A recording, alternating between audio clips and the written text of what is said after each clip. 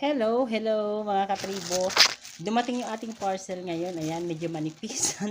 Manipis yung parcel natin. Ano kaya ito? Hulaan nyo. Ito po in-order natin sa ating TikTok shop. Ano po, kasi yung ating rice cooker, ginagamit natin dun sa ating power efficiency enhancer. Kaya lang yung kanyang pansaksak bilog. So hindi kasya. Kaya kailangan rin gamitan itong adapter na ito. Tumitin na natin.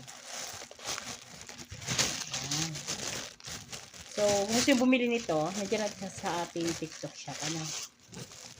Ayan, ito. Ang laman niya. Maliit lang siya. Ayan. So, adapter siya doon sa ating rice cooker. Hindi. Doon sa ating electric stove. Kasi yung ano niya, yung pansaksak niya bilog. Hindi kasi doon sa ating power corrector.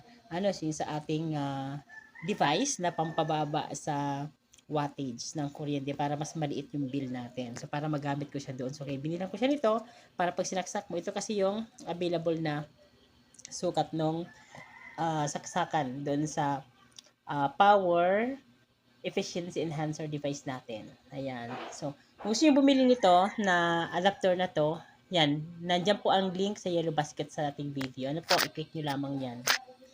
Yes. Okay. Ito siya mga ka-tribo. Ito.